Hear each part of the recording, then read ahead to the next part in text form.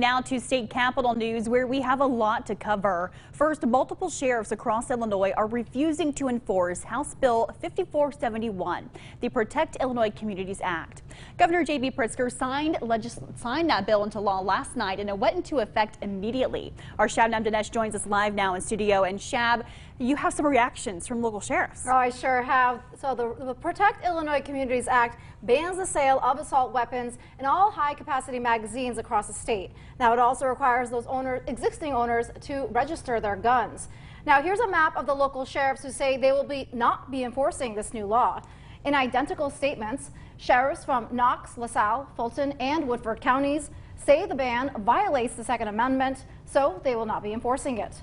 Each statement reading in part, I, among many others, believe HB 5471 is a clear violation of the Second Amendment to the U.S. Constitution.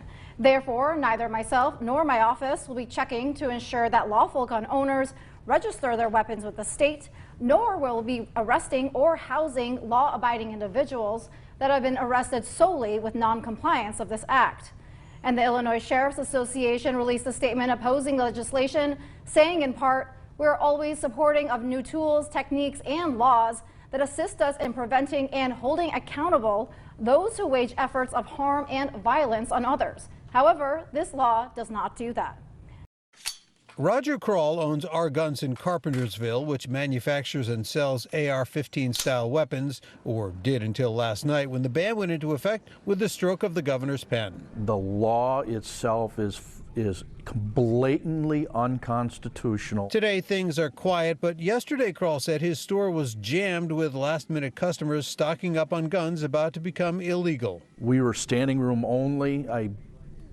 We were overwhelmed. Now he and other gun dealers are overwhelmed by the impact the ban is expected to have. This is one that can no longer be sold in Illinois. Manny Segarra owns a small shop in West Chicago. He has one remaining AR-15 on his shelf, unsure what he'll do with it. The future of his business bleak because of the ban. Well, that affects 60% of our product, so we're just simply going to shutter. We're going to close down.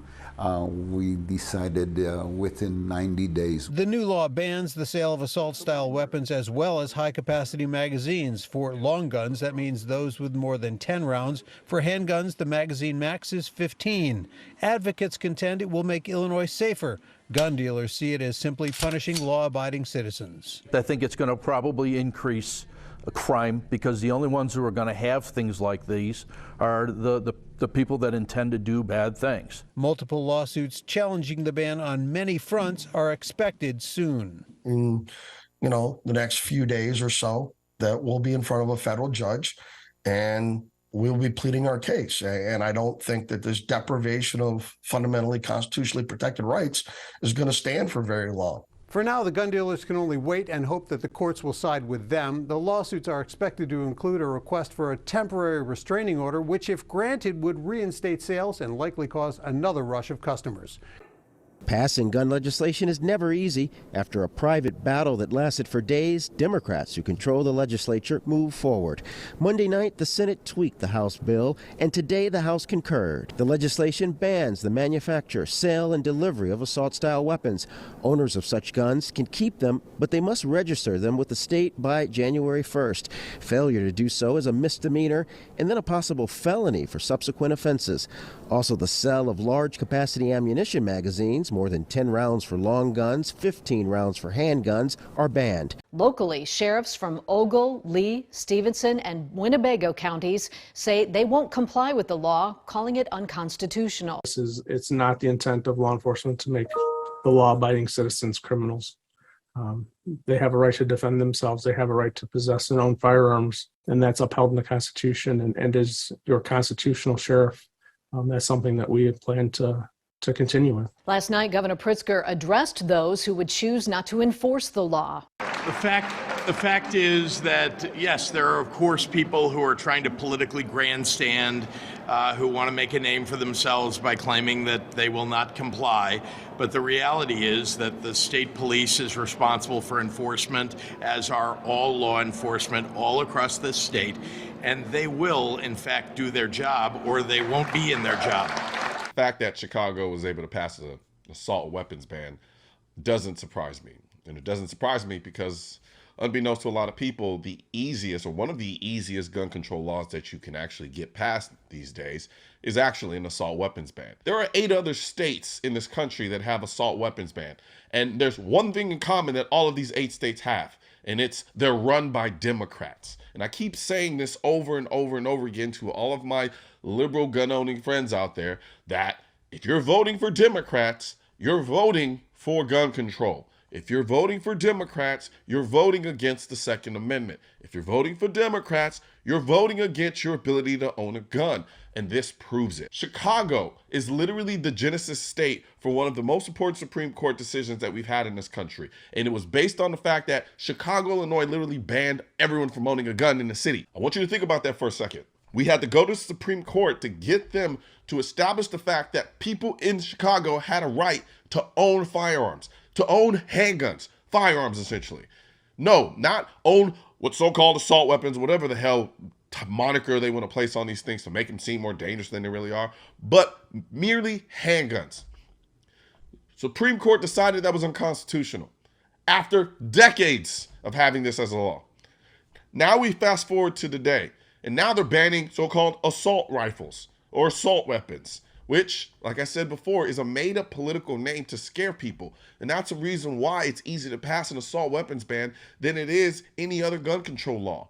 Because all you have to do is get a state that's run by Democrats and you get them to push an assault weapons ban, and the people who are in the middle who don't know anything about guns just see scary guns and they say, we're going to ban these things. All they have to do is wait for a mass shooting to happen or wait for some tragedy to happen. It doesn't even have to involve an AR-15 or any other gun that they consider an assault weapon, which essentially at this point is damn near every gun. There just needs to be some type of tragedy, and they'll use that tragedy to push an assault weapons ban, and if it's run by Democrats, they'll push it really hard, and then the people will vote for it and say, yeah, we did something, we feel good about ourselves.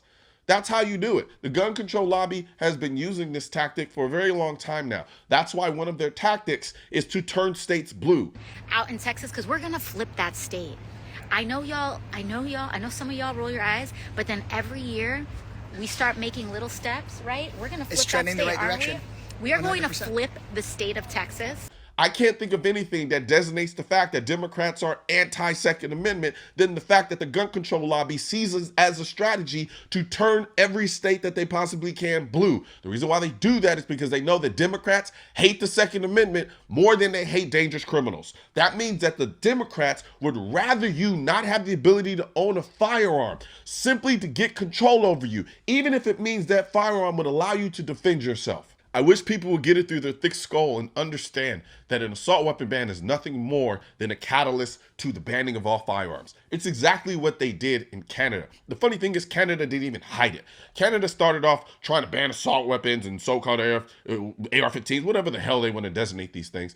And what essentially happened is they said it themselves. They were like, we know that handguns actually are responsible for most of the gun deaths in this country, but we want to ban these assault weapons first. And then inevitably what it ended up doing was banning handguns after the fact because nothing changed. Let me share with you some statistics to illustrate why this is so important. The number of handguns in Canada has increased by 70% since 2010. Since 2011, firearms-related homicides have gone up nearly 40%, and handguns were the most commonly used weapon. It doesn't take a genius to see that if the vast majority of your gun violence is being done with handguns, banning assault weapons or banning the AR-15s, because that's what they really mean, is wanting to ban semi-automatic rifles.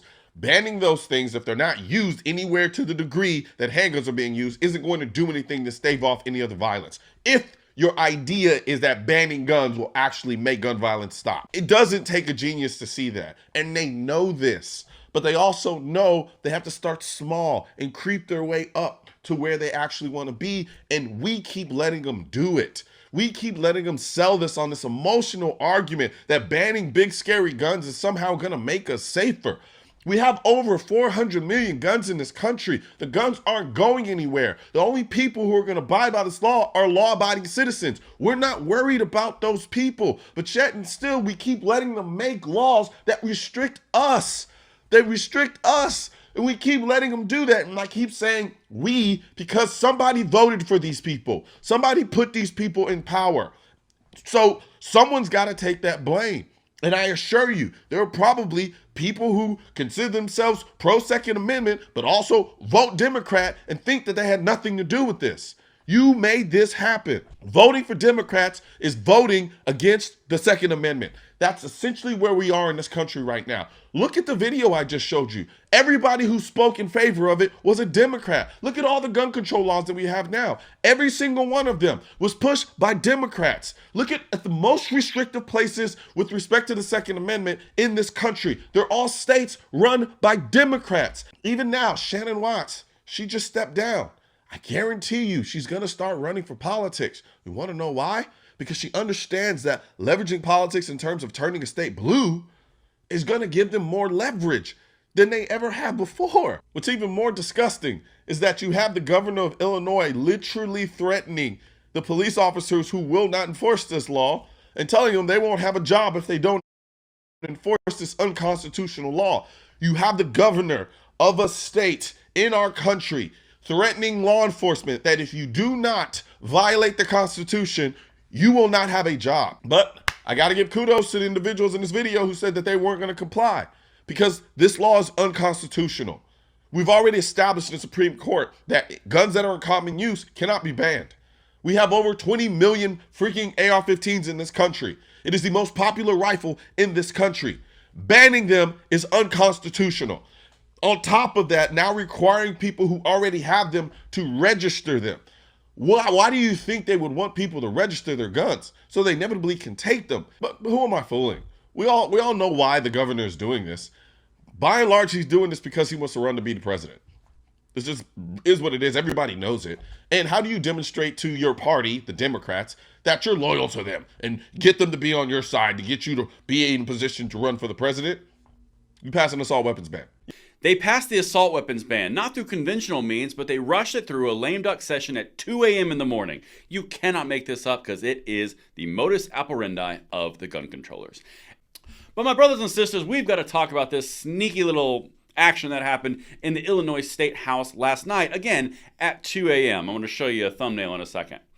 Now, we discussed earlier this week about the rumors that the assault weapons ban that would basically classify everything as an assault weapon, expanding the red flag laws, magazine bans, basically the who's who of gun control requests, was maybe going to get voted on, maybe not going to get voted. And all of a sudden, overnight, in the dark of night, they passed it through the House in a rush vote through a lame duck session.